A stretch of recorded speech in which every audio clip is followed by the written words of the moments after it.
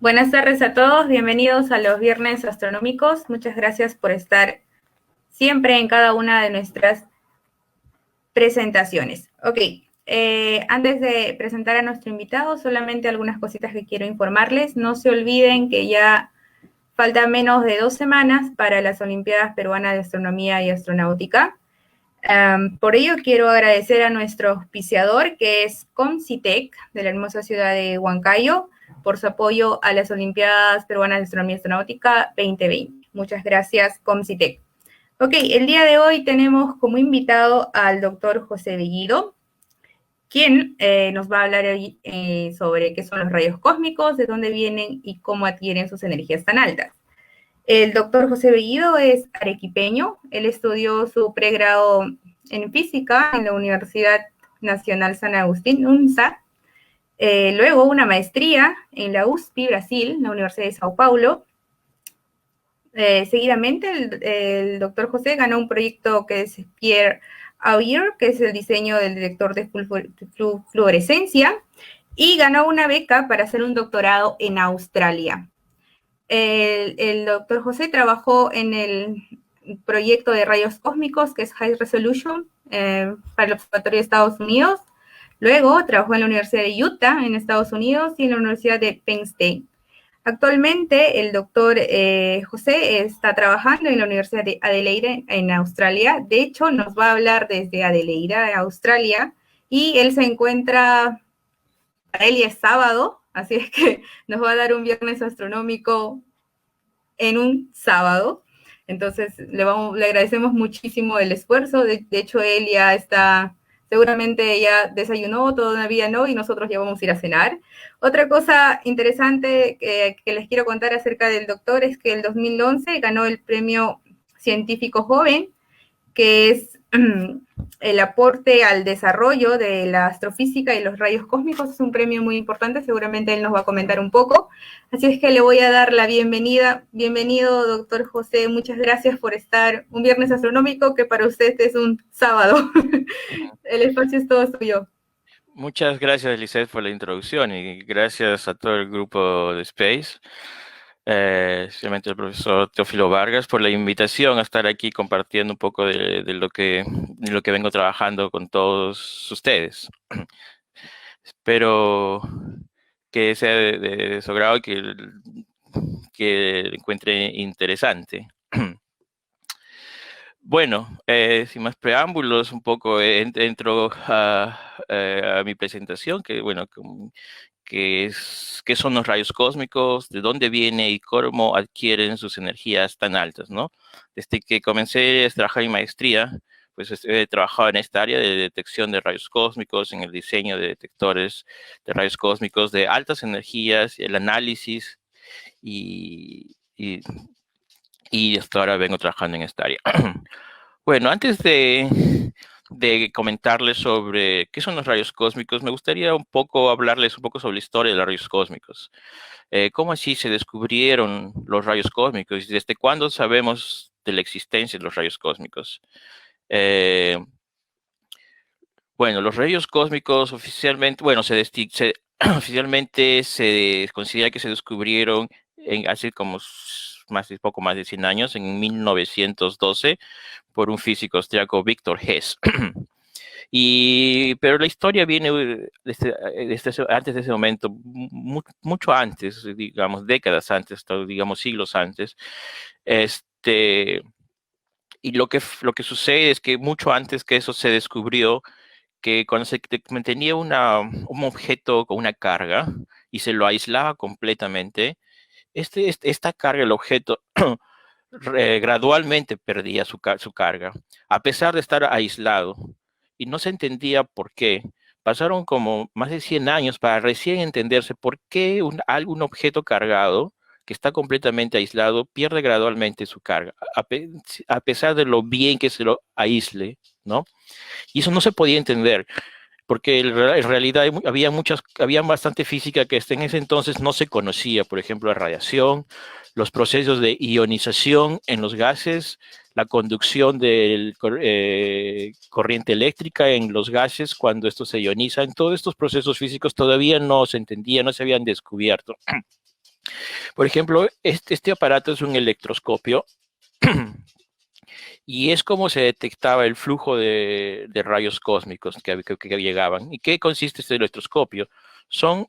Es un envase completamente aislado del medio externo y especialmente aislado eléctricamente, y tiene dos hojas de oro delgadas, que una vez que se las carga, estas hojas se separan como muestra en la figura.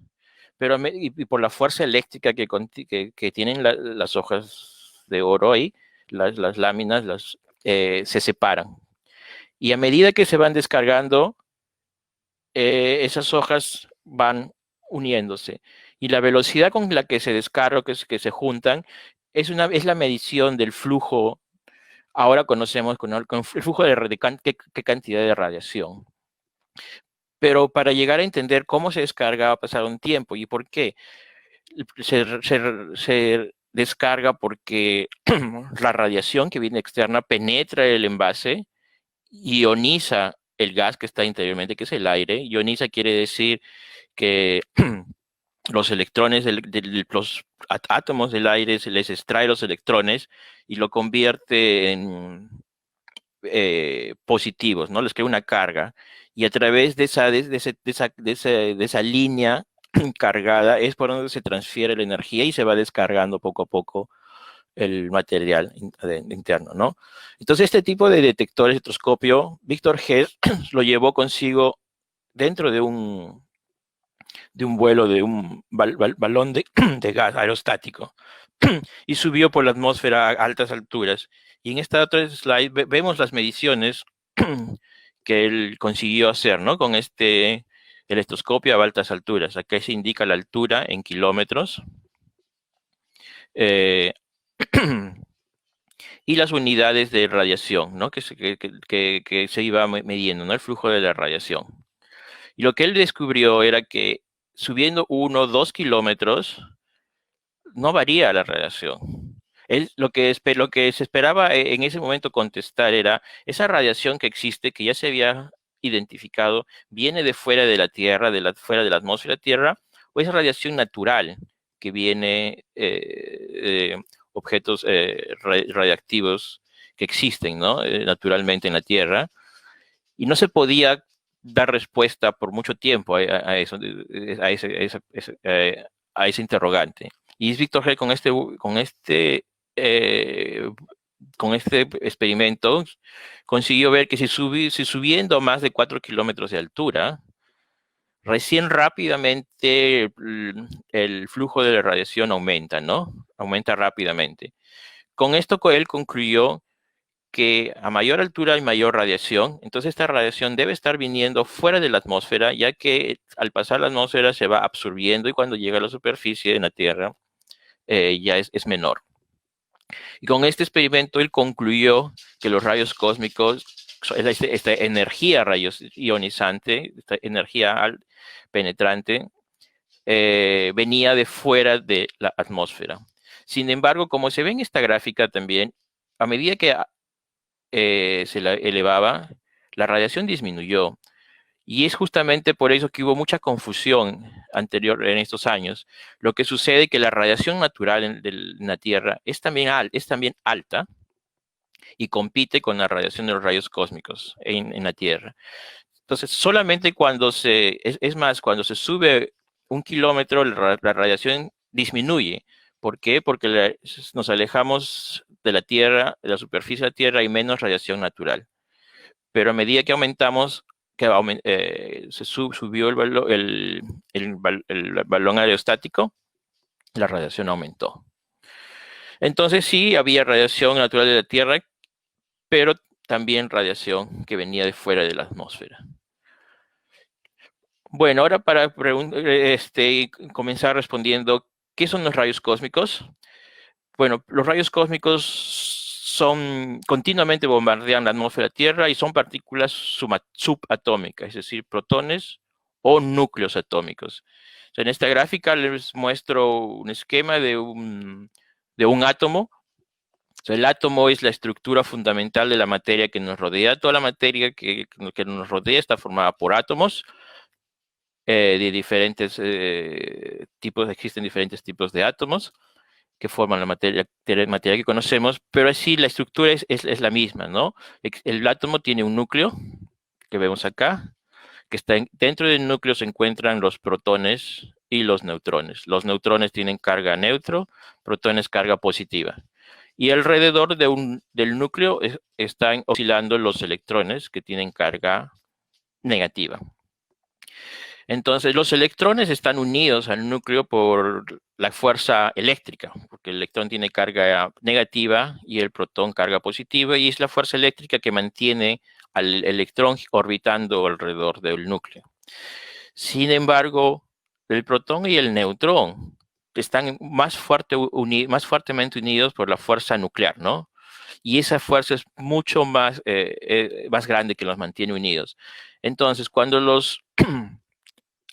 digamos, los átomos son generados, apenas son generados, como van a tanta velocidad, la fuerza eléctrica que mantiene unido al electrón con el núcleo no es suficiente para mantenerlos unidos orbitando, y los núcleos atómicos viajan solos, completamente ionizados. Ionizados quiere decir que todos sus electrones los ha perdido y tiene carga, y este núcleo tiene carga positiva, o sea, ya tiene carga. Los átomos en su estado natural no tienen carga, son una carga neutra, ¿no? Porque la misma cantidad de carga contenida en protón existe en los electrones, que son energías, cargas negativas y positivas, y se balanza. Entonces, un átomo normalmente es carga neutra. Pero sin embargo, cuando son acelerados, pierden todos los electrones y solo nos queda el núcleo y con carga positiva. Entonces, los núcleos son en sí lo que forman los rayos cósmicos, ¿no? Y los núcleos pueden tener núcleos livianos o solo un protón y un neutrón, o puede ser simplemente un protón, o puede ser un núcleo más pesado con el núcleo de hierro, que es el núcleo que la fuerza la fuerza nuclear que une al núcleo es la más fuerte, ¿no? La, la unión en el núcleo del núcleo es la más fuerte que existe. Para átomos más pesados que el hierro, ya son más nucleones, o sea, más protones y neutrones que existen, y esa fuerza que los une se empieza a debilitar. Pues el átomo, el núcleo de átomo más estable es el núcleo de hierro, y es por eso que es posible que núcleos de hierro consigan sobrevivir sin desintegrarse, porque los rayos cósmicos, cuando viajan por el espacio intergaláctico, vamos a ver eso, se empiezan a desintegrar. Y altas energías, si vienen de muy lejos, solo se espera que lleguen protones, ¿no? Bueno, entonces ya tenemos la idea que son partículas subatómicas que pueden ser protones, o pueden ser inclusive electrones, los rayos cósmicos, o todo el núcleo que llega. Y llega una variedad de núcleos. Ok, entonces ya sabemos qué son los rayos cósmicos. Y ahora, ¿de dónde vienen los rayos cósmicos? Bueno, dependiendo de la energía de los rayos cósmicos, los rayos cósmicos de más baja energía vienen del Sol, son acelerados en el Sol y llegan al Sol de más baja energía. Luego, los rayos cósmicos de intermedia energía alta ya vienen de objetos más energéticos que existen en nuestra galaxia, ¿no? Como los remanentes de supernova, que son lo que queda después de una explosión de una estrella. Cuando una estrella explosiona, se crea como una capa, una envoltura una onda de choque que se empieza a propagar, expandir, y eso se le llama como remanente de supernova que vemos aquí, y es lo que se ve en los telescopios, ¿no? De una forma bastante colorida.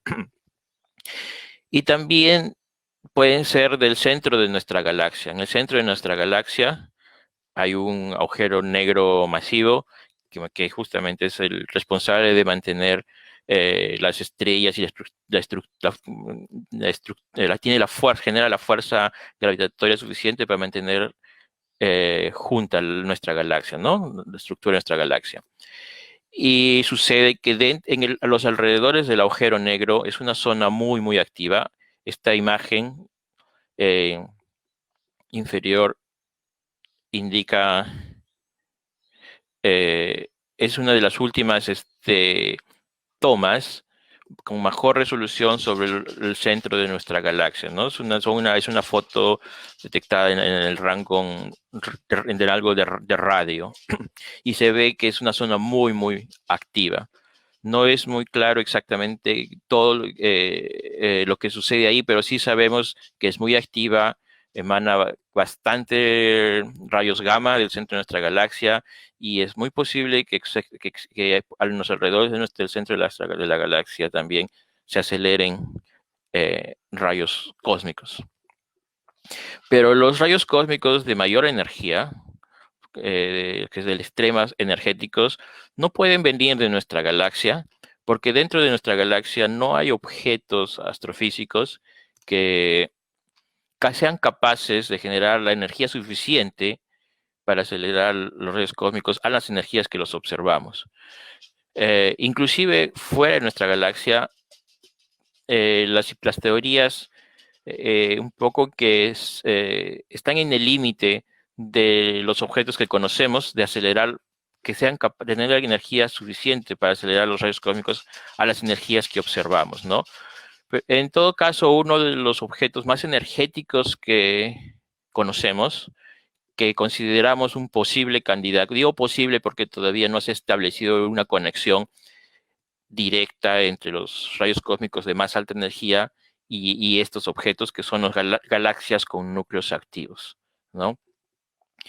Y estas galaxias son, así como nuestra galaxia tiene un disco galáctico, ¿no? Como se ve en esta figura, pero perpendicular al disco galáctico existen dos jets, que justamente le da el nombre núcleos activos, ¿no? Dos jets que salen del núcleo de la galaxia perpendicularmente en lados opuestos, y esos jets son jets muy energéticos de plasma magnetizado que sale a bastantes temperaturas, a bastante velocidad en ambas direcciones opuestas, y es justamente en esos jets energéticos que salen del núcleo de esas galaxias donde hay el ambiente apropiado tal vez de que los rayos cósmicos de altas energías puedan acelerarse, ¿no? Entonces, dependiendo del rango de energía del rayo cósmico, existen las diferentes fuentes, ¿no? Las a bajas energías intermedias, sí, tal vez hay conexión con las fuentes de los rayos cósmicos, pero altas energías todavía es un interrogante. ¿Cuál es el flujo con que llegan los rayos cósmicos? En esta slide se muestra en el eje Y, ¿no? El flujo de los rayos cósmicos, en el eje X, la energía con que llegan los rayos cósmicos. El flujo está en cuántos rayos cósmicos llegan por metro cuadrado, por unidad de ángulos sólidos, esteroradianes, por unidad de tiempo, por segundo y por unidad de energía. ¿No? A bajas energías, pues tenemos un flujo bastante alto, es una partícula por metro cuadrado por rayo por segundo que llega, ¿no? A energías intermedias de 10 a la 14, 10 a la 15 electronvoltios, es una partícula por metro cuadrado por año, ¿no? Acá que teníamos por metro cuadrado por segundo, aquí ya es por año. Y un poco más altas energías, es una partícula ya no por metro cuadrado, por kilómetro cuadrado por año. Y las energías extremas, que son la máxima energía que se han detectado los rayos cósmicos es por poco más de 10 a la 20 electronvoltios, llegan una partícula por kilómetro cuadrado cada 100 años, ¿no? Desde el punto de vista de la humanidad, es bueno que el flujo sea pequeño, ¿no? Porque es una radiación bastante energética, nos podría causar daño. Pero siendo tan pequeño el flujo, no nos crea mayores problemas. Sin embargo, para el estudio de los rayos cósmicos, tener un flujo tan pequeño, una partícula por kilómetro cuadrado por cada 100 años, obliga a que los detectores cubran áreas bastante grandes, bastante grandes, que es lo que voy a mostrar en las próximas transparencias. La unidad de energía aquí es electronvoltios, es una unidad de energía subatómica. Sin embargo, 10 a la 18, 10 a la 19 electronvoltios ya es una energía macroscópica, ¿no? ¿Qué es un electronvoltio? Electronvoltio es la energía que se requiere para mover un electrón. El electrón tiene una carga de 1.6 por 10 a la menos 19 coulombs, dentro de una diferencia de potencial de 1 voltio, ¿no? Entonces, un electronvoltio es 1.6 por 10 a menos 19 coulombs por voltio. Y la unidad macroscópica de energía es el joule. ¿Qué es un joule? Es la energía necesaria para mover una carga con un coulomb en una diferencia potencial de 1 voltio, ¿no? Eso es coulomb por voltio. Entonces quiere decir que un electronvoltio sería 1.6 por 10 a la menos 19 y todo esto equivale a un joule por joule, ¿no? Y si esto lo invertimos, quiere decir que un joule es 6.2 por 10 a la 18 electronvoltios. Entonces 10 a la 18 electronvoltios estamos más o menos por aquí. Estas energías ya son energías macroscópicas. Lo que quiero decir macroscópicas, que son objetos macroscópicos que contienen estas energías, y no partículas subatómicas, ¿no? Como un protón o un núcleo del átomo.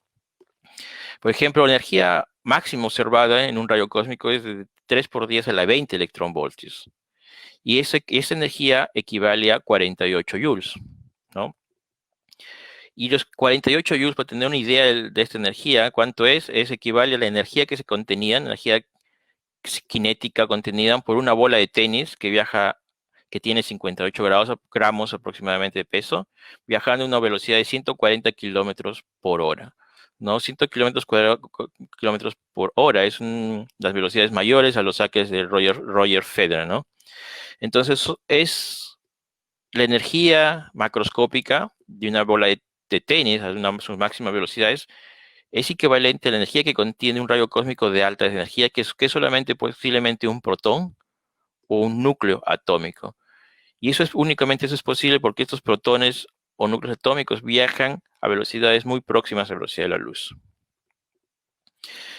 Entonces, a bajas energías, recapitulando un poco, que bajas energías es este rango de energías hasta 10 a la 10 electronvoltios, provienen del Sol, de la actividad solar, que en el Sol se producen explosiones solares donde se crean, eh, también se crean ondas de choque, ¿no?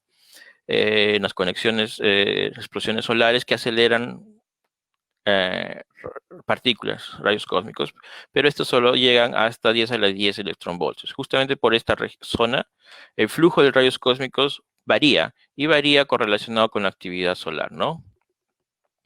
Energías intermedias, hasta 10 a la 14, 10 a la 15 electronvoltios, vienen de objetos en nuestra galaxia, dentro de nuestra galaxia, como son los remanentes de supernova, que es las ondas de choque generadas por la explosión de una estrella, ¿no? Es una supernova.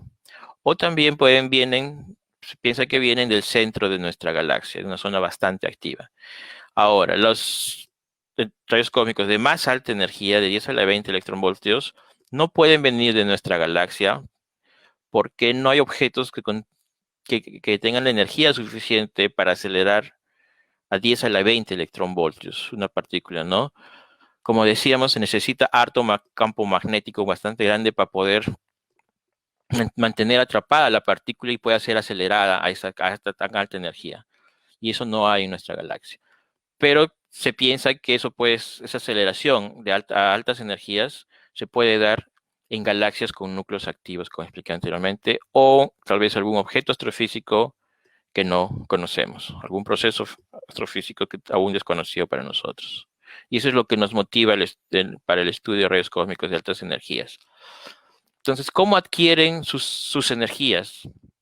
O sea, una partícula cargada, al moverse por un campo magnético, eh, su trayectoria es curvada, no se curva. Y si el campo magnético es lo suficientemente grande, o el área la región donde está el campo magnético es grande, entonces esa curvatura continúa curvándose y forma un círculo, la trayectoria. Entonces, en ese punto quiere decir que la partícula cargada está atrapada dentro de este campo magnético y va a mantenerse ahí atrapada. Entonces, sin embargo, Bueno, el campo magnético, así como en la Tierra tiene un campo magnético que la rodea. Estos objetos astrofísicos también tienen campos magnéticos y son mayores los campos magnéticos, ¿no? Estas galaxias con núcleos activos están rodeados de su campo magnético intenso, lo mismo los remanentes de supernova. Y estos campos magnéticos mantienen atrapadas a las partículas dentro. Y mientras están atrapadas, hay ondas de choque, ¿no? Una que es una onda de choque es un plasma que se mueve con una velocidad mayor a la velocidad del sonido en ese medio. Y ese onda de choque, al encontrar las partículas, les da un impulso, ¿no? Les transfiere momento y hacen que aumenten su velocidad. Y ese proceso de transferencia de impulso se da varias veces, ¿no? Se repite, y la partícula gradualmente va adquiriendo más energía, hasta que llega un punto que la energía de la partícula es tan grande que ya sube, que el campo magnético que existe ya no es capaz de mantenerla atrapada y se escapa y viaja, ¿no? Y es lo que conocemos ya los rayos cósmicos que viajan a altas energías. Perfecto, entonces.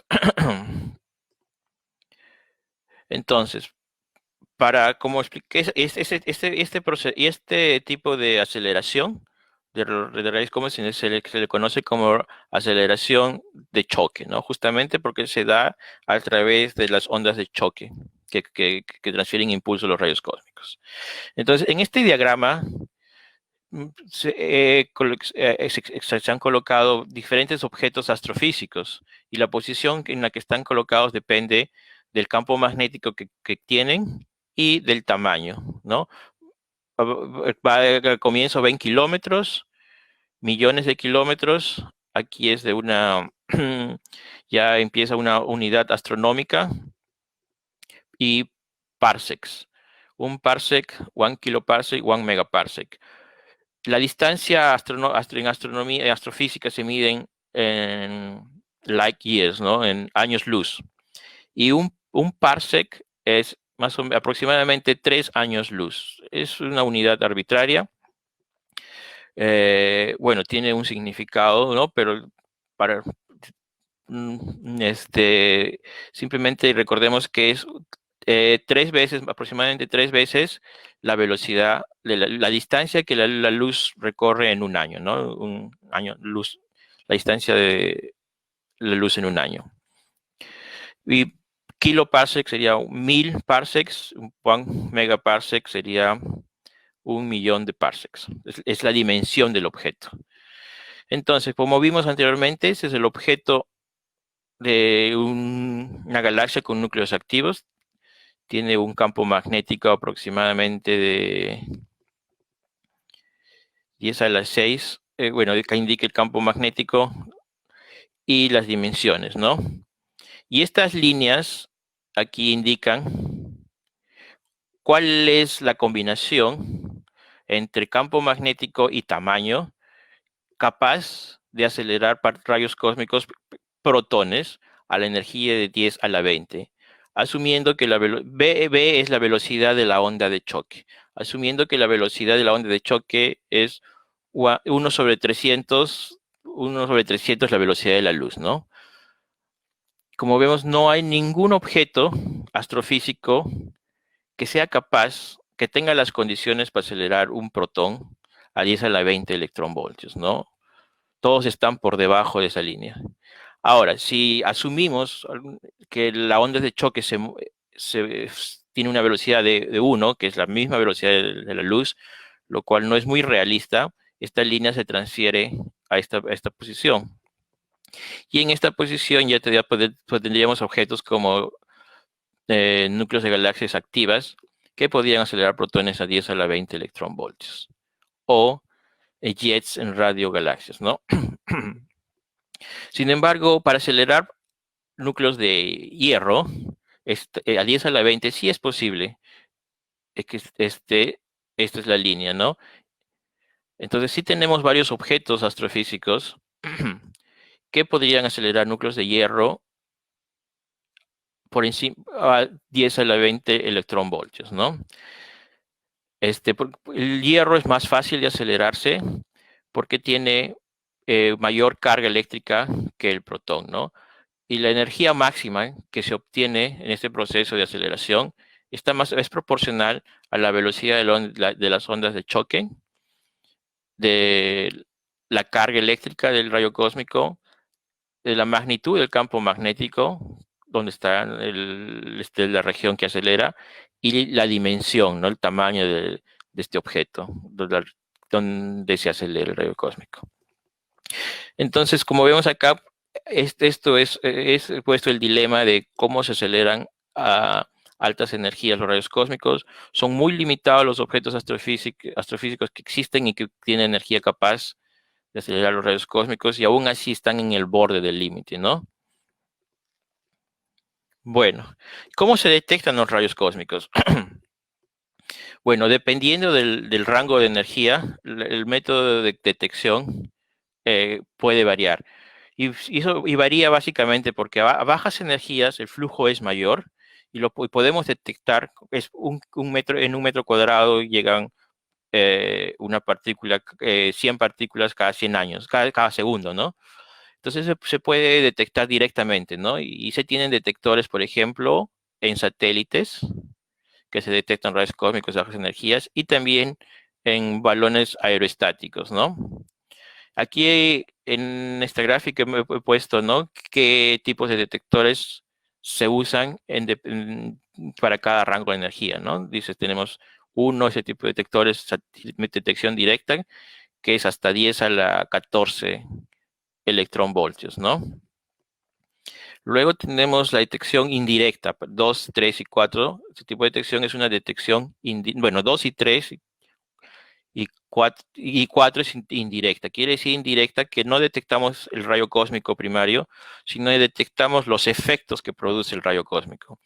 El rayo cósmico al llegar a la atmósfera interactúa con los átomos en la atmósfera y se desintegra, ¿no? Y genera crea partículas secundarias que conocemos como una lluvia de partículas, y esta lluvia de partículas se propaga por la atmósfera, que también son energéticas, ¿no?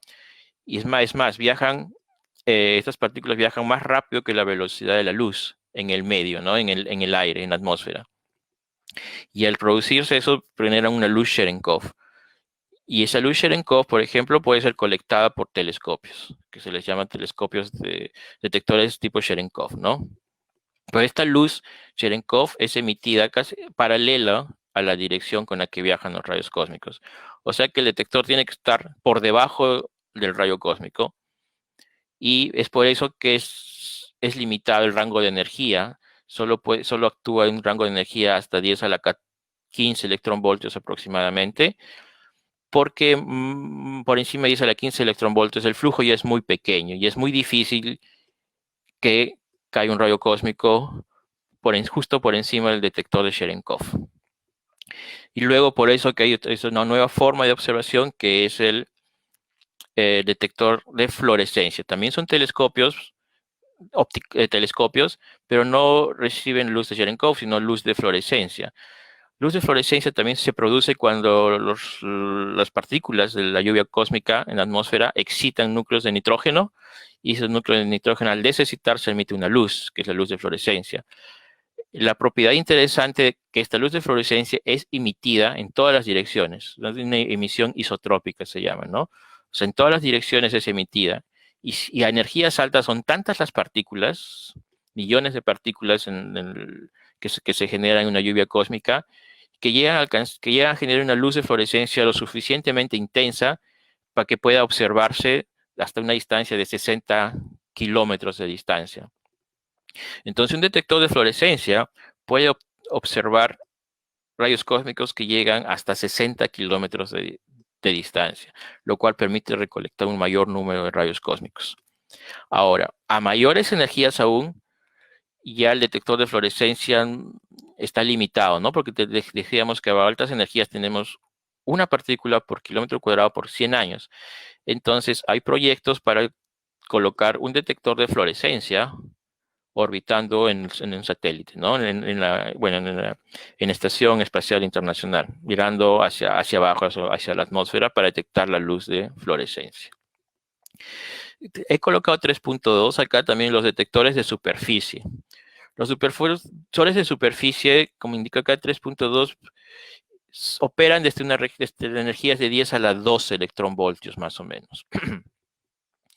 Y dependiendo del rango de energía, es que la separación de estos detectores de superficie varía. A bajas energías, los detectores son puestos de una forma más densa, la separación entre ellos es más pequeña, pero a altas energías la separación es mayor, ¿no? Para cubrir mayores áreas.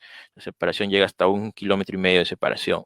Que eso lo vamos a ver en las siguientes próximas slides. Bueno, entonces ya he hecho un resumen, ¿no? De dónde vienen, qué son los rayos cósmicos, cómo se aceleran, ¿no? De dónde vienen. Entonces ahora un poco vamos a ver cómo se detectan y cuáles son las observaciones, ¿no? Que se han observado de las propiedades de los rayos cósmicos. Esta es una observación, por ejemplo, que se da detección directa y el detector se pone en un balón aerostático. Y eso se lo hacen en la Antártica porque ahí permite que el balón aerostático orbite en la Antártica, vuele por más días, varios días que puede volar y está por la misma región, ¿no? Y lo puedan después recuperar el balón. Entonces, este tipo de detección con balones aerostáticos se hace en la Antártica. Y un proyecto se llama CRIM. Y permite detectar los rayos cósmicos directamente. Y acá vemos cuál es la abundancia de los rayos cósmicos, ¿no? Número de eventos en función de Z. Z es la carga eléctrica del rayo cósmico, que más o menos eso nos va a indicar qué tipo de rayo cósmico es, ¿no? Y pues, como ven, podemos ver muy claramente diferenciar las diferentes abundancias que hay con este tipo de a bajas energías. Bajas energías llega hasta la escala de 10 a la 12 electronvoltios, ¿no? T es tera electronvoltios, que es 10 a la 12 electronvoltios. También se detecta de forma directa en satélites, como había indicado. Un detector más reciente es el AMS, Alpha Magnetic Spectrometer, que está instalado en la Estación Espacial Internacional. Fue instalado del 2011, que es una imagen del detector en la Estación Espacial. Y este es los detalles del detector, ¿no? Alrededor existe un imán que hace que se curve la partícula. Y acá son varios niveles que sirve para indicar por dónde pasó la partícula, ¿no? Que se llama un tracker.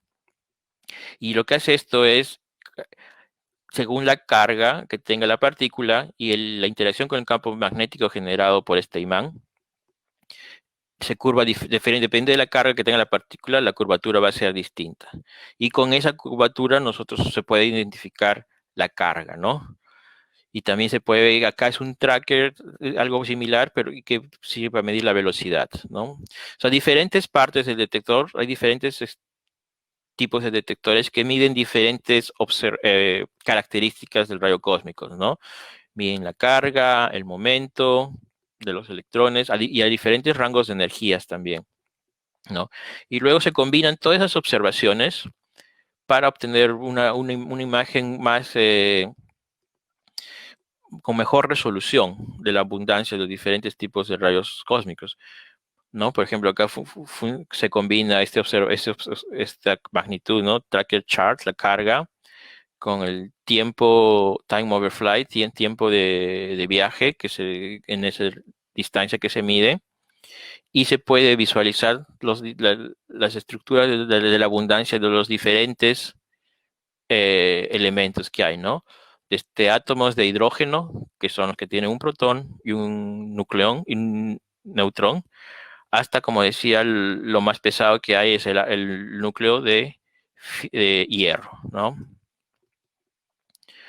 El núcleo de hierro, la abundancia es ligeramente mayor que, estos elementos, que eso es lo que se le llaman elementos secundarios, ¿no? Que seguramente el núcleo se ha acelerado como los núcleos de hierro, pero luego al viajar se fragmentan y generan todos estos elementos secundarios que son observados. Es tanto el detalle que podemos ver que también nos permite detectar antipartículas y diferenciar partícula y antipartícula. Por ejemplo, tenemos acá el positrón, ¿no? Que se diferencia claramente del electrón. Bueno, y acá el protón y el antiprotón, ¿no? Aquí en esta combinación de otros dos observables se los diferencia mejor. Entonces, es posible diferenciar, bueno, primero que se han detectado antipartículas también, como los rayos cósmicos. Son antielectrones y antiprotones. ¿No? Antielectrones se les llama positrones. Y aquí, por ejemplo, se grafica la fracción de positrones. La fracción de positrones es la cantidad de positrones dividida sobre la suma de positrones y electrones, ¿no? Y aquí, en función de la energía. Esta región sombreada es la abundancia de positrones que se esperaba, ¿no? Según la propagación de los rayos cósmicos, como los positrones que son antimateria interactúan más fácilmente en el medio y poco a poco se van a absorber. Entonces se espera que la fracción de positrones vaya disminuyendo. Pero sin embargo, estas mediciones arrojaron que la fracción de positrones, en vez de, disminuye, sí, pero luego aumenta de una forma considerable, y son varias mediciones, ¿no? Inicialmente se vio con un detector Fermi, que son y Pamela, otros satélites que fueron lanzados antes, pero AMS, que tiene mayor resolución, confirma estas observaciones con mayor claridad. ¿Y qué quiere decir que aumente el flujo de positrones? Como las antipartículas solo son creadas prácticamente en las fuentes, quiere decir que próximo a nosotros, relativamente próximo a nosotros, hay una nueva fuente de positrones que hace que aumente, ¿no? Que haya aumentado cuando esperábamos que disminuya. Pero próximo a nosotros no vemos nada que sugiera eso. Entonces existen teorías que han surgido al respecto, ¿no? Acá pues muestro la fracción de positrones similarmente, y acá hago un zoom de esta área, ¿no? Se focaliza en esta área esta línea indica lo que se esperaba tener, ¿no? Del flujo de positrones de fracciones, porque los rayos cósmicos que se esperaban, ¿no? A través de la colisión de los rayos cósmicos con el medio intergaláctico. Entonces, las dos teorías que existen es que esta nueva fuente de positrones o de rayos cósmicos que está próxima a nosotros puede ser en los púlsares. En los púlsares puede ser que se generen mecanismos, se han sugerido que puede ser una fuente de positrones, de antipartícula. Pero también ha sugerido que existan fuentes de materia oscura, materia que decae, ¿no? Que es materia masiva, materia oscura, y genera antipartículas, ¿no? Entonces, estas dos teorías divergen, son similares en las predicciones hasta cierta energía, y a mayores energías se puede distinguir, divergen. Sin embargo, estas energías, 10 a la 3 gigaelectronvoltios aquí, las barras de errores todavía son grandes, la estadística no es suficiente para distinguir entre estos dos fenómenos. Y para el 2024 se espera tener una estadística mayor, que las barras de errores sean así de pequeñas, entonces que podríamos diferenciar entre esta teoría de materia oscura generando rayos cósmicos próximos a nosotros o generándose en los púlsares. Y eso es un tema que tiene bastante discusión actualmente, ¿no? Bueno, subiendo en el rango de energía, tenemos la detección indirecta de los rayos cósmicos, ¿no? Un poco acá explico nuevamente, los rayos cósmicos interactúan en la atmósfera, generan una lluvia de partículas secundarias, y esta lluvia de partículas secundarias interactúan en la atmósfera y pueden generar luz Cherenkov, que es detectada en detectores de luz Cherenkov. También generan luz fluorescencia que pueden ser detectados en detectores de telescopios de luz que detectan la luz fluorescencia. También, como son cargas que se mueven en medio del campo magnético de la Tierra, generan ondas de radio y antenas de radio pueden detectar también las señales generadas por, por las partículas de la lluvia cósmica. Y también, bueno, las partículas llegan a la Tierra y se pueden medir en detectores de partículas. Generalmente las partículas que llegan son electrones y muones, y es importante diferenciar las partículas si son electrones y son muones. Es por eso que se colocan detectores enterrados dentro de la Tierra para detectar los muones, ya que los electrones son absorbidos rápidamente en la superficie y solo los muones consiguen penetrar la Tierra. Entonces, es por eso que se entierran a varios metros de profundidad los detectores para poder diferenciar los muones de los electrones. Y eso, información de cantidad de electrones, cantidad de muones, también nos permite tratar de obtener información de cuál fue la partícula primaria que impactó en la atmósfera. Okay. Esto es un ejemplo de detector que existe, son detectores de partículas. Es un detector que existe en Hawk, en México, que permite la detección indirecta del flujo de hidrógeno con helio, ¿no? Ya no podemos ver con mayores detalles cómo se hace con detección directa, pero al menos nos da una idea de cuál es el flujo de elementos livianos, ¿no? En este caso, hidrógeno y helio. Son tanques de agua que son instalados de una forma densa. ¿Y qué sucede? Que las partículas que lleguen de la lluvia cósmica atraviesan los tanques de agua y viajan, como son energéticos, viajan más rápido que la velocidad de la luz en el agua y generan la luz Cherenkov. Y esa luz Cherenkov es detectada por sensores de luz fotomultiplicadoras. Y se detecta la intensidad de la luz, el tiempo con el que llegan en los diferentes detectores, y con eso se reconstruye la dirección de llegada del rayo cósmico y también su energía. Este tipo de detectores también detectan rayos gamma, que los rayos gamma al interactuar con la atmósfera también generan una lluvia cósmica, ¿no? Y, pero la imagen que queda, que se detecta de los rayos gamma es distinta a la producida por protones o rayos cósmicos, ¿no? Entonces consiguen diferenciar rayos gamma de rayos cósmicos. Aquí se ve la dimensión más o menos de cada tanque, ¿no? Son como 7 metros de largo y 7 metros de altura, son bastante grandes. Por referencia, la gente se para dentro del tanque. Similar a este detector está en el hemisferio norte y no existe al momento ningún detector de este tipo en el hemisferio sur. Entonces, la comunidad internacional está buscando construir un detector de ese tipo en el hemisferio sur, y este detector va a ser mayor que este detector, ¿no? Y se llama el Southern Wide-Field Gamma Ray Observatory. Por sus siglas se le conoce como SWGO.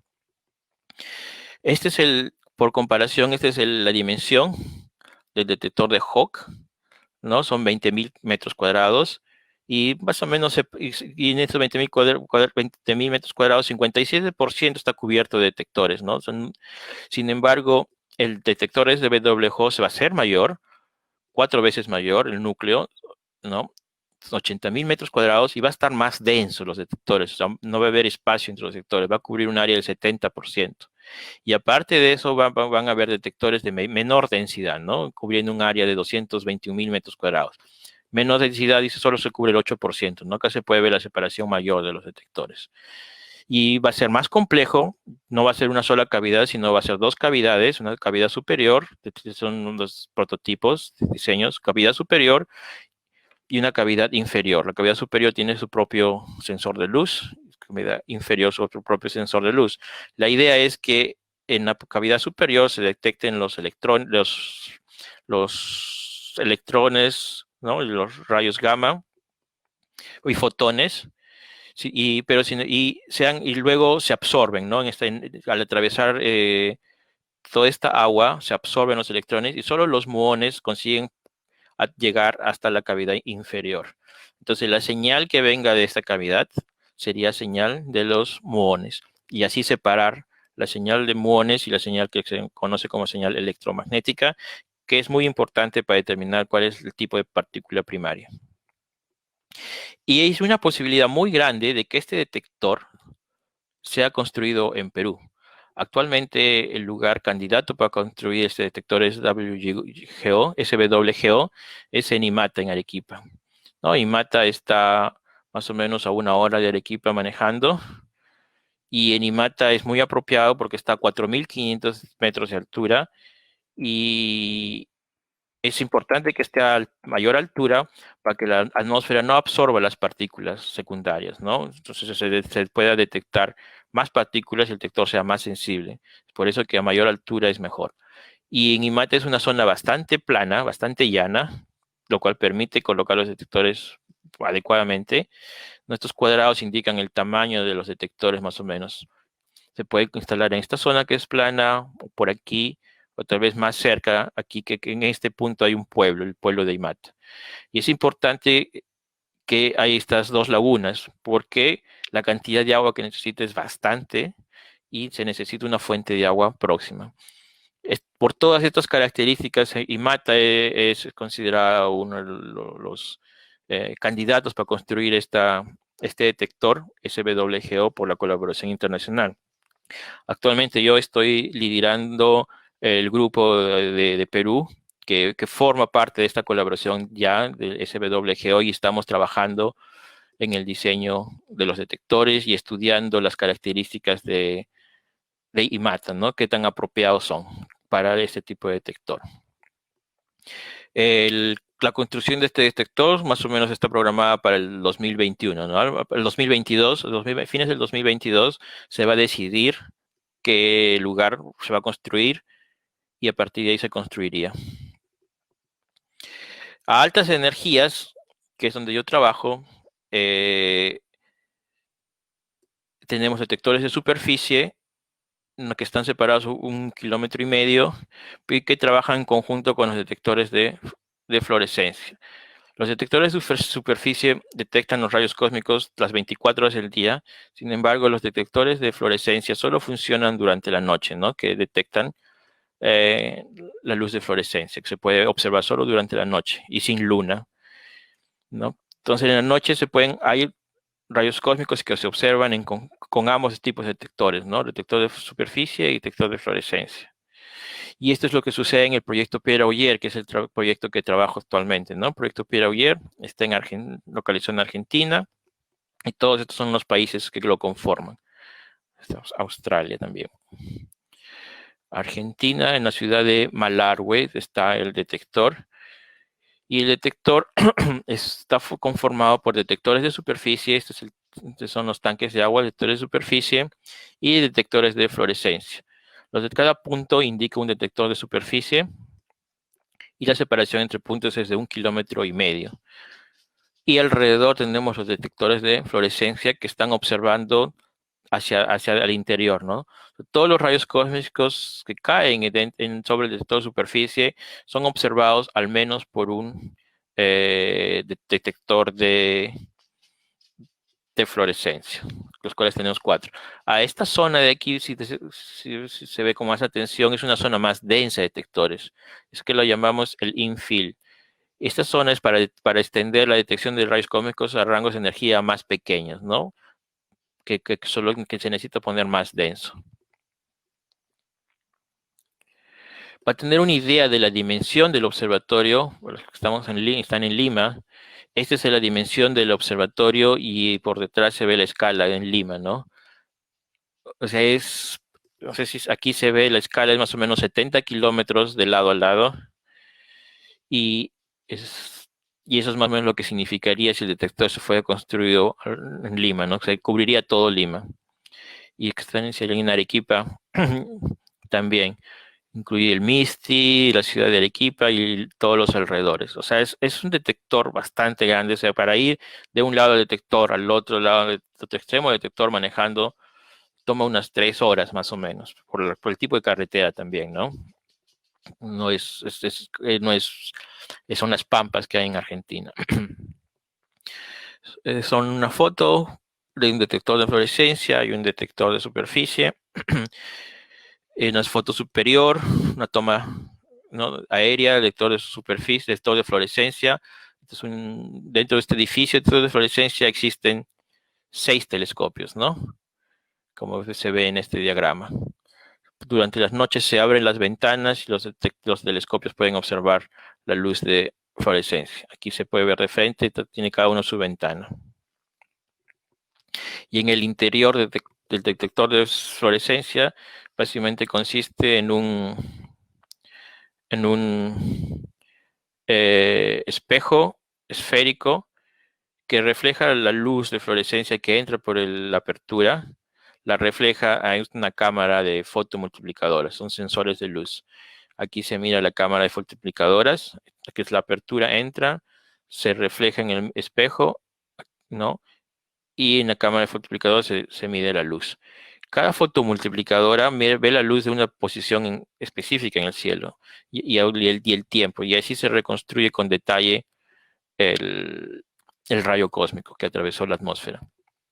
Aquí están los detalles de un detector de superficie, ¿no?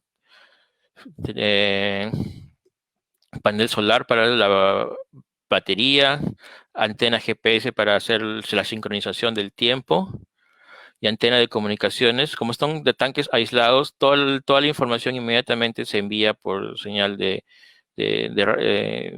radio a unas antenas que existen alrededor del detector, ¿no? Y acá está el compartimento de electrónica y los sensores de luz, que es una forma, los rayos X del detector, ¿no? Son las partículas cargadas ingresan, generan una luz Cherenkov y que es detectada por los sensores de luz. Un ejemplo de un evento real detectado, ¿no? En este caso, el rayo cósmico detectó varios tanques, detector de superficie y un detector de fluorescencia. El detector de fluorescencia, al observar toda la trayectoria del rayo cósmico, es capaz de hacer este mapa, que se llama con desenvolvimiento longitudinal, ¿no? Se ve como el rayo cósmico al iniciar tiene pocas partículas, genera poca luz de fluorescencia, pero luego a medida que avanza genera más partículas y genera mayor luz de fluorescencia. Y luego estas partículas ya tienen baja energía y son absorbidas en la atmósfera. Entonces, ya va disminuyendo el número de partículas y por consiguiente luz de fluorescencia. Este es otro evento de mayor energía, que este evento fue detectado por los 4 detectores de fluorescencia. Y aquí se muestra lo que se vio en 3 de ellos, ¿no? 3 detectores de fluorescencia. Es lo que se midió, ¿no? Este es el desenvolvimiento longitudinal. Es como el rayo cósmico se desenvuelve a través de la atmósfera, ¿no? Primero tiene pocas partículas, luego tiene un mayor número de partículas y es absorbida. O sea, al comienzo, como el rayo cósmico tiene alta energía, genera partículas secundarias que también tienen alta energía y estas generan más partículas y así se crea una cadena hasta que llega a un máximo y se genera el mayor número de partículas, pero ya las partículas ya no tienen tanta energía como para seguir generando más partículas y a partir de ahí empiezan a ser absorbidos por la atmósfera, ¿no? Y esto se ve lo mismo en los 3 detectores. Y X máximo, al integrar toda esta función se consigue la energía total. Y X máximo es la profundidad. Vemos cómo se desarrolla y llega a un punto máximo. Y esta es la profundidad atmosférica donde se da el punto máximo. Y esto se conoce como X máximo. La profundidad donde la lluvia cósmica fue lo máximo tamaño. Y este X máximo está muy correlacionada con la composición del rayo cósmico. Es decir, cuál fue el rayo cósmico que incidió sobre la atmósfera, ¿no? Y para hablar sobre eso un poco, bueno, es exactamente aquí en esta gráfica indica, ¿no? X máximo es esta profundidad máxima aquí, ¿no? Que indica en el slide anterior.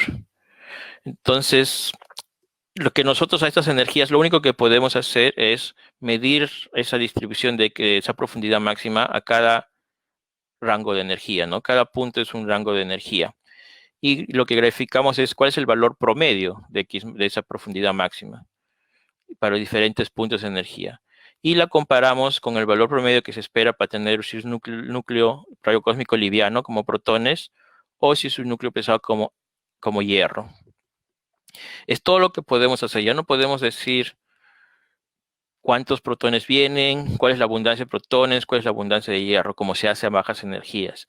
Pero esas energías es lo que podemos hacer es eso, ver, por ejemplo, acá podemos ver que a estas energías, dice la 7.5, en promedio los rayos cósmicos no son tan livianos, son masa intermedia, pero a 10 a la 18.5 son bastante livianos, son lo más livianos que hay, ¿no? Cercano al protón. Y luego hay un cambio y se convierten más, los rayos cósmicos hay un cambio que son más próximos a ser pesados, masas intermedias aproximándose al hierro. Es todo lo que podemos decir sobre la composición de los rayos cósmicos a altas energías. Hay un cambio que a 10 a la 18.5 son livianos, pero a medida que aumenta tienden a ser más pesados. Y estas observaciones son recientes, relativamente recientes, son inesperadas. Se esperaba que estas altas energías todo ya fuese protones. ¿Por qué? Porque es tanta energía que si son acelerados como hierro, al propagarse por el medio intergaláctico, se espera que se desintegren porque interactúan con el medio, con la radiación de fondo intergaláctico, la radiación de microondas, y se desintegran. Entonces lo que se esperaba que llegue a la Tierra era solo protones. Sin embargo, a sorpresa nuestra vemos que no, que están llegando núcleos más pesados que protones, y eso no es claro para nosotros. Aquí mostramos con más claridad acá se mide el valor promedio y acá se mide cuál es la dispersión, ¿no? De X máximo, es este valor. Por ejemplo, a bajas energías, el valor promedio es más o menos 670 gramos por centímetro cúbico, que es la cantidad de atmósfera que se atravesó, y con una dispersión de 60 gramos por centímetro cuadrado. Esta dispersión es consistente con la dispersión que se espera para protones, pero a energías de 18, mayores a 18.5, esta dispersión disminuye, y disminuye bastante, tanto así que es casi próxima a la dispersión que se espera para núcleos de hierro. Entonces, esta observación confirma esta otra observación de aquí de que los rayos cósmicos de altas energías aparentemente parecen ser pesados, menos no consistentes con protones. Y eso es algo que fue una sorpresa, que no estamos tratando de entender por qué se da, ¿no? Este es el espectro de energía medida a más altas energías. Son varios tipos de detectores que tenemos en Pierre Auger, ¿no? Aquellos que son detectores de superficie separados por 1500 metros, y otros que el infill, como dije, la parte más densa, separado por solo 750 metros. Tenemos el detector de hybrid, que son eventos detectados por detectores de fluorescencia y superficie, y detector de Cherenkov, que detecta la luz de Cherenkov de los rayos cósmicos. Y estos operan diferentes energías, ¿no? Y si los une todos, se los combina, tenemos este espectro de energía de los rayos cósmicos, altas energías. Lo que vemos acá son todas estas estructuras. Todas estas estructuras nos indican que hay cambios. Hay cambios en la fuente de los rayos cósmicos. Si solo hubiera una fuente de rayos cósmicos, esa estructura sería continua. No había nada que modifique, ¿no? Sería algo continuo. Pues sin embargo, no es nada continuo. Acá hay un cambio, acá hay otro cambio, acá hay otro cambio y aquí hay una caída, ¿no? Cada cambio indica que hay una fuente distinta de los rayos cósmicos. No, a 10 y 17 electronvoltios hay un cambio de la fuente. Esto se entendía que era el cambio que hasta aquí llegaban los rayos cósmicos producidos en nuestra galaxia, y por encima son los rayos cósmicos extragalácticos. Entonces, este cambio como que se esperaba, se entiende. Pero este otro cambio de aquí no se entiende. Porque estos son los rayos cósmicos que vienen de fuera de nuestra galaxia, y sin embargo hay otra fuente que a mayores energías que domina, que empieza a dominar y luego decae. Entonces, este cambio no lo entendemos. ¿Qué tipo de fuente nueva existe a altas energías? Porque no conseguimos identificar las fuentes. ¿no? Y esta es ya una visión general de todos el rango de rayos cósmicos, ¿no? Desde 10 a la 13 hasta 10 a la 20 electronvoltios, todo lo que es medición indirecta. Entonces, como vemos diferentes estructuras. Como dije, cada estructura es un cambio de fuentes. O sea, estas fuentes de aquí también es el cambio de fuentes dentro de la galaxia y fuentes fuera de nuestra galaxia. Y bueno, ya para culminar, les hablo sobre las direcciones de llegada a los rayos cósmicos. A altas energías llegan de todas, no hay una dirección puntual donde lleguen rayos cósmicos. Generalmente llegan de todas las direcciones, pero después de haber acumulado varios años de datos, en 2017 publicamos en Science que existe una pequeña exceso de rayos cósmicos en una dirección específica, que en este caso lo indico con el cursor. Y este exceso es solamente en el rango de 4%, ¿no? 42 o 40, más o menos un 4% aumenta. Un 2%, bueno, del valor promedio es un 2%. Pero lo importante es que eso se indica la dirección del plano de nuestra galaxia, y esta dirección no es consistente con el plano de la galaxia, lo que confirma experimentalmente que a altas energías, los rayos cósmicos no vienen de nuestra galaxia, sino fuera de nuestra galaxia. Es por eso que esta publicación fue portada de Science en 2017. Bueno, y planes para el futuro, con esto culmino, es que se planea construir o poner un telescopio detector de fluorescencia orbitando en estación espacial para detectar la luz de fluorescencia que se produce en la atmósfera, ¿no? Y con esto cubrir mayores áreas y poder observar mejor, observar más rayos cósmicos de altas energías. Bueno, eso es todo. Gracias por su atención. Muchas gracias, profesor. Wow, qué buenísima charla. Entonces, ahora podemos ir con las preguntas, si le parece. Aquí tenemos una, que es de Adrián Díaz, y nos pregunta, ¿es posible un detector como el HAWC en Perú? HAWC. Sí, justamente estamos haciendo todo lo posible para convencer a la comunidad científica internacional de que Perú, en primer lugar, ofrece los lugares apropiados que califican todos los requerimientos científicos en Perú. Y segundo, que hay el apoyo tanto de las universidades como de los organismos de gobierno, ¿no? Y el año pasado, en marzo, vino una comitiva de este proyecto de SWGO y visitamos algunos lugares. Visitamos en Cusco, la laguna Sibinacocha, que está a 5.000 metros de altura, y Mata, también en Arequipa, y en Moquegua también visitamos un lugar que está a cargo de la Comisión Nacional Espacial, del CONIDA. Y tuvimos bastante apoyo del CONCITEC, tuvimos una reunión con autoridades del CONCITEC y también con todos los colegas en Lima, ¿no? El profesor Teófilo Vargas también estaba ahí. Y se llevaron muy buena impresión.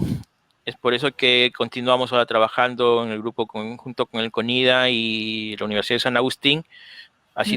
Vamos a instalar prototipos en IMATA para empezar a tomar datos y mostrar que pues en IMATA se puede trabajar, ¿no? Es un lugar apropiado, se puede colocar los detectores y mostrar que en Arequipa, en Perú, en sí hay la logística para manejar ese tipo de detectores.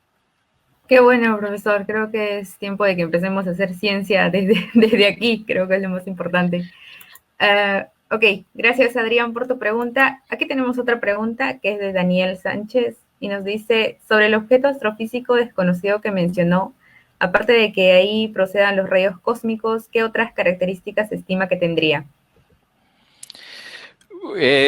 Como es desconocido, se desconocen mucho sus características, pero se especula mucho que puede ser materia oscura, relacionada con materia oscura, y que son materia que se dice que es rezagos de la del universo primordial, ¿no? Son materia que tiene masa muy pesada, ¿no?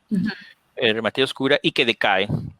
Entonces, al decaer, genera, o sea, no es un proceso de aceleramiento de los rayos cósmicos, sino el proceso ya de decaer, ya sale con una energía grande, ¿no? Ok. Y, eh, y eso es, más propiedades, bueno, las propiedades de la materia oscura, ¿no? Sus Claro que propiedades sí. Bueno, está conocido. gravitatorias. Así es. Gracias, profe. Gracias, Daniel, también por tu pregunta. Aquí tenemos una de Ricardo y nos pregunta, buenas noches, doctor José Bellido. Mi pregunta es, ¿qué aspectos computacionales deberíamos de tomar en cuenta para poder procesar tan gran cantidad de datos? Exactamente. Generalmente bueno, las universidades ahora realmente todas tienen sus supercomputadoras, ¿no? Y es muy importante porque para procesar todos estos datos, no solo es la cantidad de datos, sino para poder interpretarlos se necesita mucha simulación, muchísima simulación, que es lo que mayor tiempo demora, ¿no? Y la cantidad de espacio que ocupa. Tenemos que simular todas las lluvias cósmicas que atraviesan la atmósfera, su proceso en los detectores, cómo se observa, para de ahí poder compararlo con lo que observamos y poder discernir qué exactamente estamos observando, ¿no? Entonces ahí se necesita bastante potencial de supercomputadores para poder, porque las simulaciones demora bastante, entonces es necesario hacerlo en supercomputadores que tienen bastantes nudos, ¿no? Nodos, cores. Claro. Sí. Y bueno, y lo que sí recomiendo es que en planes de pregrado se incluyan bastante cursos como de C++, Python y una introducción, análisis de datos, ¿no? Porque ahora todo eso es básico, ¿no? Sí, sí, sí, en eso tiene muchísima razón, es cierto. Creo que sería muy bueno que ya desde el colegio se empiece a enseñar un poquito de programación. Creo que sería genial. Profe, aquí tengo dos preguntas que no están en el Facebook, sino que son anónimas porque no quieren, no quieren aparecer ahí en los comentarios, pero una de ellas es, por ejemplo, que nos comente sobre la importancia de los rayos cósmicos de altas energías para la astronomía multimensajera. Claro. Sí, ahora está de moda, está bastante sexy lo que es la astronomía multimensajera, ¿no? Que tenemos las ondas gravitatorias que no teníamos hasta hace muy poco. Tenemos la detección que ya se han detectado algunos neutrinos astrofísicos, ¿no? Y ha mejorado bastante la detección de rayos gamma, ¿no? La capacidad de detección de rayos gamma y más detectores. Entonces, junto con todas las detecciones de todo el espectro electromagnético de radio, rayos X, óptico, o sea que tenemos bastante ya para hacer observaciones multimensajeros, ¿no? O sea, la idea es, para los que no están muy familiarizados, la idea es observar algún proceso astrofísico al mismo tiempo, con todos estos diferentes observatorios enfocando los objetos y podamos ver qué sucede en estos objetos astrofísicos usando los diferentes canales de observación, ¿no? Son diferentes ventanas. Cada ventana nos da propiedades distintas y ponemos todas juntas, tenemos una mejor visión, mejor panorama de la dinámica que sucede en estos objetos astrofísicos. Ahora, los rayos cósmicos es un poco más difícil participar en este tipo de multimessengers porque los rayos cósmicos son partículas cargadas y por ser partículas cargadas, al atravesar el campo magnético intergaláctico y galáctico, sus direcciones son cambiadas, curvadas, lo que hace que no vengan de la dirección donde son generados, por un lado, y por otro lado, van a llegar los que vemos mucho más retrasados, ¿no? Mucho más retrasados. Sin embargo, justamente la imagen que aparece aquí es para detectar rayos cósmicos de más alta energía, 10 a la 20 electronvoltios. 10 a la 20 electronvoltios tienen tanta velocidad que el campo magnético intergaláctico casi no los desvía, dan recto. Interesante. Entonces, es nuestra esperanza, es nuestra motivación de hacer astronomía con rayos cósmicos, pero por encima, por las energías de 10 a la 20 electronvoltios, al menos por encima de 10 a la 19.5, donde la influencia del campo magnético en la dirección de los rayos cósmicos es eliminada. Entonces, por el momento, con rayos cósmicos en sí no podemos participar en este análisis de multimensajeros, pero a energías de 10 a la 20 electronvoltios sí vamos a poder, pero para eso necesitamos detectores que cubran una mayor área para poder detectar más eventos de 10 a la 20 electronvoltios. Como les dije, un rayo cósmico de 10 a la 20 electronvoltios llega 1 por kilómetro cuadrado cada 100 años. Entonces, solo con un detector de este tipo, que observa el espacio, toda la atmósfera, una atmósfera de un área de 100.000 a 500.000 kilómetros cuadrados, nos va a permitir tener varios eventos, bueno, un número más grande de 10 a la 20 electronvoltios, ¿no? Y poder hacer astronomía con rayos cósmicos. Wow, eso va a estar muy, muy bueno, muy bueno. Gracias, profe. Muchísimas gracias por la respuesta. Aquí hay una, creo que desde el punto de vista de su experiencia sería genial para Michelle Robles, que nos pregunta, ¿qué matemática es necesaria para empezar a estudiar un curso de astronomía? ¿Hacer una carrera de astronomía? ¿Se aplica bastante las funciones de variables complejas a la astronomía? No, todas esas son sus preguntas. Para alguien que tal vez está emocionado con la astronomía, tal vez quiere estudiar astronomía. Sí. Gracias. Bueno, la verdad es que la carrera de pregrado, a menos la que yo hice, son 5 años en Perú, y se llevan todas las matemáticas y el nivel de matemáticas es muy bueno, ¿no? Tenemos física matemática, todos los cálculos, es muy bueno, o sea, no hay nada a más que necesitar para la carrera de astronomía, ¿no? Es solo después que se hace la maestría y se trae un proyecto de astronomía donde ya se aprende más detalles en sí, ¿no? Tal vez cursos de astronomía en sí, ¿no? Cursos que se pueden llevar en el pregrado, tal vez cursos de especialización, así como hay cosas de especialización de física de partículas, de estado sólido, pueden haber cursos de especialización en astronomía que ayude a orientar, ¿no? A dar conceptos básicos en astronomía al comenzar una maestría. Justamente nosotros, aprovecho la oportunidad de comentar, en Arequipa ahorita estoy trabajando con el Departamento de Física, estamos diseñando una maestría en astronomía y astrofísica y ciencias del espacio, en coordinación con el CONIDA, y esperamos que esta maestría pueda comenzar el próximo año. Esperamos no va a ser solo esperamos tener máximo 10 estudiantes ¿no? Y cada un estudiante va a llevar un proyecto, ¿no? Asesorado por mí, por colegas Andrés Romero en Estados Unidos y por colegas del CONIDA. Y las clases las vamos a dictar así virtualmente también, ¿no? O sea, como ahora hemos aprendido toda esta tecnología obligados, entonces se va a quedar y la vamos a aprovechar. Y es posible que si gente de Lima está interesada en la maestría, gran parte sea virtualmente, o sea, tal vez no sea necesario ir a Arequipa, ¿no? Eso es más, si vamos a trabajar con gente del CONIDA, tal vez estando en Lima es mejor.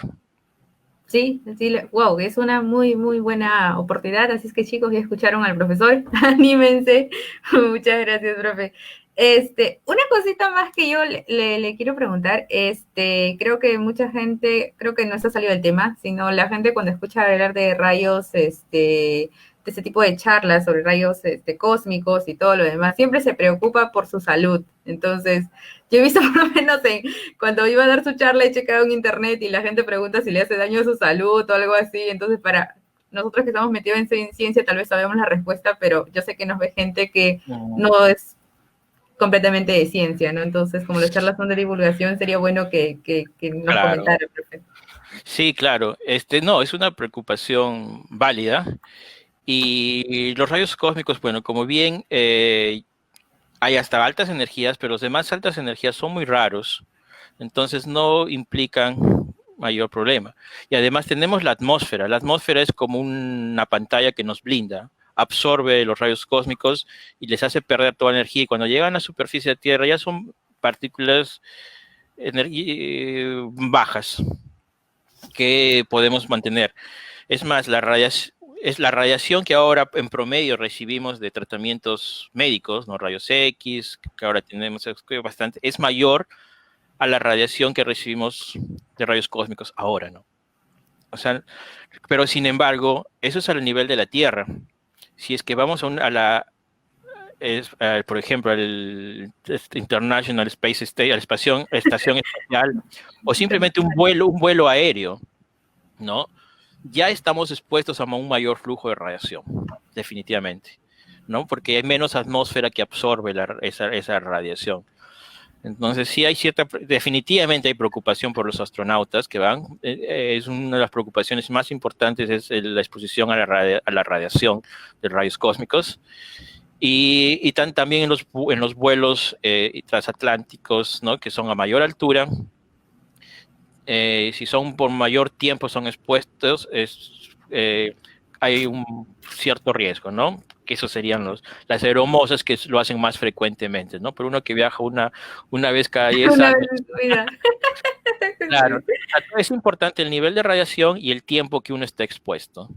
No puede ser el nivel alto, pero el tiempo es pequeño, no hay mucho problema. Pero si el tiempo es largo, ahí empieza a aumentar los riesgos. Pero en sí no hay no es algo para que nos preocupemos.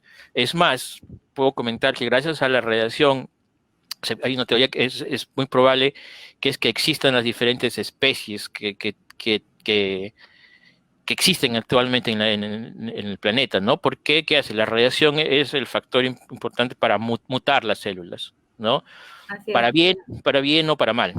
Exacto. Entonces, esas mutaciones a través de los años, hay ciertas mutaciones que han dado para bien y se han generado nuevas especies, nuevas células, y es como, pues, se hace la diversidad, ¿no? Si no hubiese radiación, o sea, no hubieran mutaciones en las células y no habían cambios. Así es. Bueno, muchas gracias por su respuesta, profesor. Creo que podemos terminar ahí porque ya nos hemos pasado preguntando un montón. Más bien, agradezcamos muchísimo al profesor porque él nos está dando un viernes astronómico un sábado. Para él son más o menos las 9 de la mañana, deben ser, si no me equivoco, o más o menos por ahí. Así es que muchas gracias, profesor. Yo tengo una curiosidad antes de irnos y le quería preguntar, ¿qué se siente ver una aurora boreal? Porque yo sé que usted está en Australia y en Australia hay auroras boreales, entonces no sé si me puede comentar algo. En Australia estamos casi, donde yo estoy casi a la altura, latitud similar a de Perú. Entonces, no estamos tan al sur. No se ve por aquí. Porque ahora que comentas, los auroras boreales también son rayos cósmicos generados en el Sol. Claro, sí. ¿No? Y el campo magnético de la Tierra las atrapa y las envía hacia los polos sur y norte, ¿no? Las líneas de campo magnético se generan las auroras boreales. Te iba a comentar, pero me olvidé. Bueno, me acordé porque justo yo sé que más o menos por ahí se pueden ver auroras boreales. Bueno, no sé exactamente las latitudes, por eso le preguntaba. Sí, es mucho más al sur, ¿no? Sí, parte de Australia está en la línea del Ecuador, el norte de Australia está en la parte ecuatorial, y yo estoy en parte al sur, que no es mucho latitud sur, ¿no? Más al sur todavía está Tasmania, y tal vez en Tasmania pueden ver, pero no he escuchado que en Tasmania vean tampoco. Debe ser mucho más cerca al Polo Sur que se necesita para ver auroras boreales. Sí, bueno, lo he preguntado más que todo porque son un fenómeno muy bonito y bueno, acá en Lima nunca vamos a ver una No. boreal, ¿no? Pero sería bueno que si alguien se anima a viajar, chicos, vayan a ver auroras boreales, que creo que deberíamos ver por lo menos una vez en la vida antes de morir. Entonces creo que es interesante. Muchas gracias, profe, muchas gracias por su tiempo, muchas gracias por compartir sus conocimientos en el Viernes Astronómico. Disculparme también y por los problemas que hemos tenido, así que muchas gracias por su paciencia. No sé si quiere comentar algo antes de despedirnos, quiera decir algo. Bueno, para mí es un gusto, gracias por la invitación de Space, gracias a ti, Lisette, por llevar también estas presentaciones y felicitarlos por esta divulgación científica que están haciendo ustedes, ¿no? Es muy bueno tener estos espacios, ¿no? Que ahora la tecnología nos lo permite. felicitaciones y sigan adelante con este programa. Muchas gracias, profe. Bien, chicos, muchas gracias a todos por siempre acompañarnos en los Viernes Astronómicos.